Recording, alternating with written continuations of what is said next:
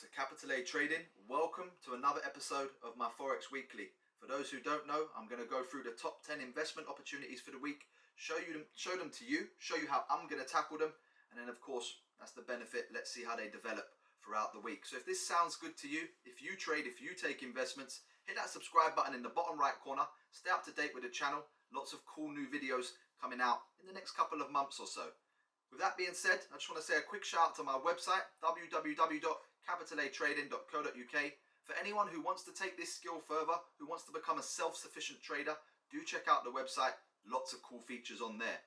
Of course, I update the weekly updates in my Discord channel. So if you haven't got access to that, send me an email to capitalatrading@hotmail.com and I'll be more than happy to send you the link. Okay, so with that being said, let's check out the news for the week and then we're going to get into the charts. Okay, so as the second quarter is now kicking off, very important to just check out the fundamentals for the week. What you can expect to see now is a lot of moves that will maybe last a 3-month period. So you can get a position now, hold it for hopefully 2 to 3 months. And again, you're going to see some profits hopefully in that time. Let me just quickly go through the news again. Monday, there's not going to be much that's worried about. I'll keep an eye on the Canadian dollar around the London close just to see if there's going to be anything there. But the main piece of news is going to start on Tuesday. The Australian dollar's interest rate decision, that's at 5:30 a.m. So again, we'll be just seeing how that impacts the Australian dollar, seeing what moves are going to kick off from that. Again, later in the day, around the pound and the CAD, we'll have a look, but nothing too special. Wednesday, the US dollar around 7 o'clock, the FOMC minutes, that will have an impact inside the US dollar. So I'll be watching that throughout the morning, throughout the afternoon, seeing what's going to lead up to that evening. And then Thursday, it will be again the US dollar around the New York Open, and there's a speech in the evening just after the close, weirdly enough. So again, we'll be just looking to see what impact that creates inside the US dollar. And then of course, Friday is pretty much all eyes on the CAD just to see what's going to happen around that New York Open. So with that, let's get into the charts. Coming in at number 10 this week is going to be the Euro Pound. Again, for those of you who follow me, you'll know that this is one of my favorite charts to look at. Now, last week, it's not all glory here. I was looking at a retest around the 84 level. It shot through. It's actually come towards the 85 and started to turn around. So basically, all I'm going to do is look at this scenario here this week. There's been a lot of liquidity grabbed. That's what the pound signs are signaling to me. There's been a lot of stop losses in this area. And now that could fuel the market to now turn around. So as I just break down the time frame slightly, I'm just going to see what happens there. As you can see, last week, price got towards that 85 level and instantly started to turn around. The pound gained some strength and then it kind of stalled for the rest of the week. So there's Friday's price action there. So what I'm going to do is just watch how Monday starts, look to see price get back up towards this level. If it starts to show a sign of struggle like this, I'll be happy to get a position as close to the 84,800 to the 85. And then hopefully we can see some of that pound news push this to the downside. Keep an eye on that one. That's going to be Euro Pound. That's number 10. Coming in at number 9 is going to be the Euro USD. Now, again, recently there's been a massive push to the downside from that 1.2 level. As I just break down the time frames, you can see we've been in a very bearish environment since around the halfway through the back end of last year. So for the last 8 months or so, we've just been pushing to the downside. I don't think that's going to stop anytime soon. Target wise, there's going to be a lot of liquidity around this area here. That's why I've got the pound sign there. Now, as I start to break it down, last week, you can see around that 1.12 area, price has got towards it and just started to make a movement down on Thursday and Friday. This is the scenario, I believe, that's holding it up, which came again around March, at the start of March. So now we're at the start of April. Let's see how it's going to react. Let's see how the second quarter is going to start to make this go down. Of course, I'm looking to see some US dollar strength. Now, there's a lot of news this week that may fuel that. So again, I'll be monitoring around them times just to see which one's going to kick it off. As I come down to the 4 hour, again, you can just sort of see the area I'm looking at. It's come into this market gap perfectly and then started to make its movement to the downside. So as I just break down the time frame more, here it looks like to me, for those of my students who would know, it looks like there's been a contract right here left in this area. So what I want to see is price just push back up towards that level around the 1.11600 and then of course 11800. I want to see it start to make its move to the downside. Target, like I say, will be below that area. So just keep an eye on that level. Keep an eye on the times of the news. If we start to see price struggling in there just before something to do with the US dollar is about to be announced, then hopefully we can get a position and start to see it progress later on in the week. Keep an eye on that one. That's going to be number 9. It's going to be the Euro USD. Another new entry. This is going to be number 8. It's the NZD Swiss franc. Now, what I want to speak about is that 65 level. Last week, price has come into this area, hit the level perfectly, as you can see, started to make that contract picture, started to show a sign of struggling, and then started to make a 100 pip push to the downside. So as I'm just breaking down the time frames now, this is the scenario that I believe price will come and interact with again this week. As you can see, it's already played off the foot for my students who would know. So it's come to the base of this candle here and started to show signs of struggling around the 64,700, and then it made that 100 pip push to the downside. This week, all I want to see is price get back up inside the body, hopefully around the 65 level, 64,800, and again, start to show them signs of struggling. So this was here for around 20 hours, 24 hours, and then started to make its movement. So again, be patient, let price get back up to there. A Swiss franc is a safe haven currency. So again, we can expect to see that start to gain some strength later on in the week. So let's just see that 64,800 to the 65, look for the signs of struggle, and then hopefully long term, I believe it wants to get back towards the 60 level, below this area here, where there's going to be loads of liquidity, loads of stop losses, loads of reason for the market makers to bring the market down there. So long term, we're looking at around a 500 pip move. It won't happen in a week. It may take a month, but this is the start of the second quarter, and this is things that will usually happen around this time of the year. So again, keep an eye on that area around the 65. Again, if you can hold it to the 60, even better. NZD Swiss franc, that's number 8. Next up is going to be the USDJPY. Now, again, what I want to mention is the 125 level. Just the way price has gone and hit the 125 level perfectly, and then started to show signs of rejection, starting to push to the downside. There's going to be fundamentals that drive this. So in some of the currencies, I'm looking to see some US dollar strength. In this one, I'm looking to see some US dollar weakness. So it's all going to be about how the news impacts the chart. As I get down to the daily, what I'm seeing around that 125 level is price reaches up into it, pushes down, and then it's starting to show that sign of a contract. So as I break down the time frame a bit more, I'm just going to keep an eye on the 124 to the 124 500 level. I want to see price get back up towards there, show the signs of struggle, and then hopefully we can see a push to the downside, at least towards the 121. So a nice 300 pip move. Keep an eye on that one. That's going to be the USDJPY. And again, be aware of the news, be aware of when the US dollar people are going to be speaking, and then hopefully we can see an impact in the charts. That's the USDJPY. Coming in at number 6 is going to be the USDCAD. Now, recently I mentioned this sell from the 128,500 level, and we've had a monstrous move to the downside again. For my students who know, there's that picture of the contract where they've gone up, manipulated the area, came back down, retested it, and then created a massive movement to the downside. What I'm looking at now is I don't think price is going to fully recover yet. And I think the CAD is going to continue being strong. And of course, we've got that news on Friday to look out for as well, where it's totally dominated by the CAD. As I break down this time frame, what I'm looking at is around the 125,500 to the 125,800. Now, again, I'm just going to get on the 2 hour. You can see the scenario last week around the New York Open, where all of a sudden price shoots up, and then from that point goes and hits that level and then starts to make a movement to the downside.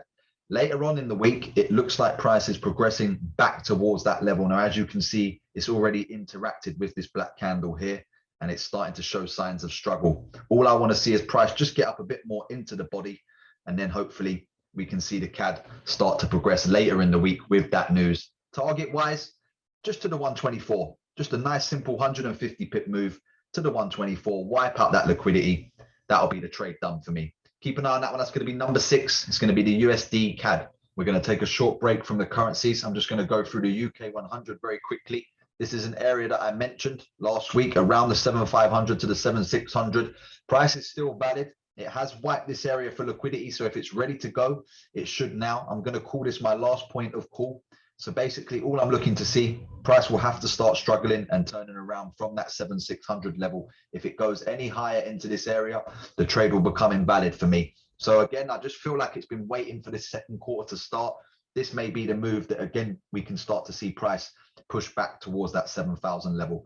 That's where my target's going to be. That's going to be the UK100. Very similar is the US30. Again, Mentioned this area last week, around that 3,500 to the 35,500. We've got into the area quite nicely. It's shown signs of struggle, and then it's had a little push down on Thursday and Friday. So all I'm looking to see this week is price get up to that area, show the similar signs, and then hopefully that will be the move that starts to kick it off, at least back towards the 32,500 level. That's where I think price will be coming to. So keep an eye on this level, see if it holds up. And again, it's around the 32,500 that I'll be looking to hold it till. That's the US30. Gold, again, not much has changed. Price was just pretty much stalling all of last week, and it's still the 2,000 level that I'm monitoring. I just want to see price get back up into there, show the signs of struggle. Maybe then we can start to see the US dollar gain some strength with that news I was mentioning. I feel like this has been holding out for the second quarter to start, and now we're going to start to see where price really wants to go. So again, just keep an eye on that 2,000 level. Look to see the signs of struggle. It's this candle here right on the body. Hopefully then we can start to see price push to the downside. Target wise, at least back towards the 1,800, 1,820. So that's going to be gold. Keep an eye on that one.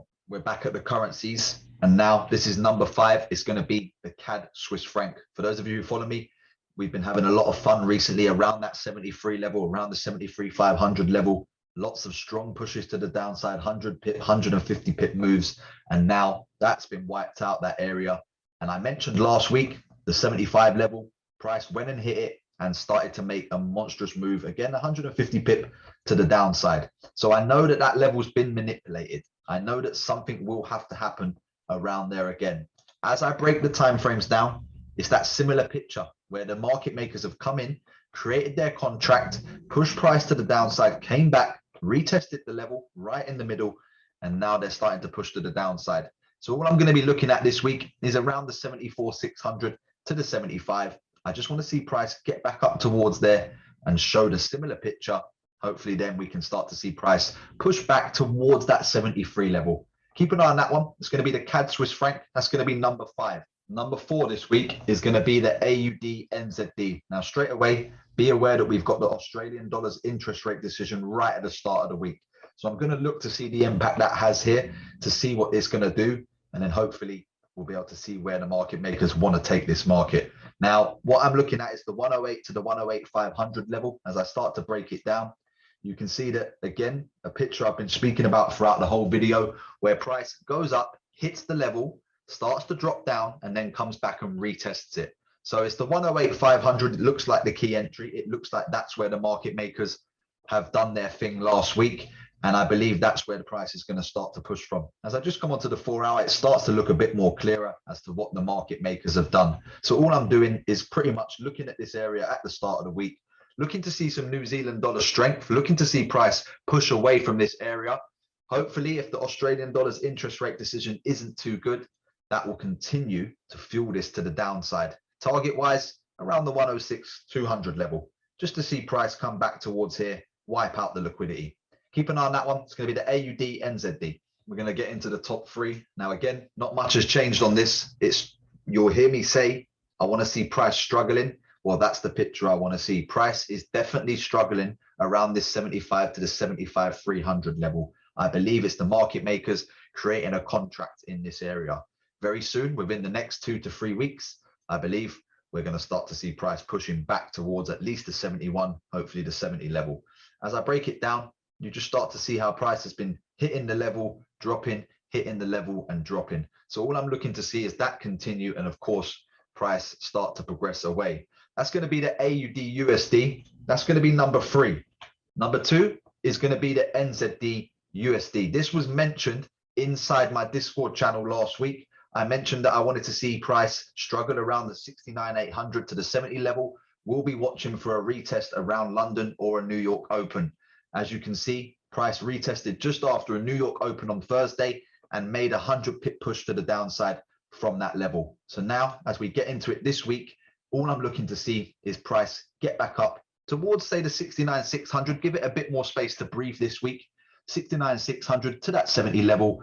I want to see price get there, show a similar sign of struggling. And then I believe with this week, with the US dollar news as well, we can start to really see this push. Now, target-wise, at least back towards here, around the 67,600. So again, a nice 140, 150 pip move to the downside if it pulls off. Keep an eye on that one. That's going to be number 2. That's going to be NZDUSD. If you haven't got access to my Discord channel, do so right now. Don't play yourself. Send me an email to capitalAtrading@hotmail.com.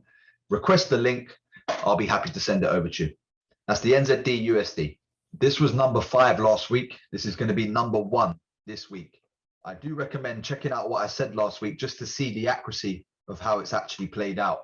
The USD Swiss franc, I wanted to see price come towards this 94 level, almost gets there, and then starts to make its move to the downside from around the 93,800. So it was that gap that I was looking at. I wanted to see a sell. It gets towards it and then starts to make its move to the downside.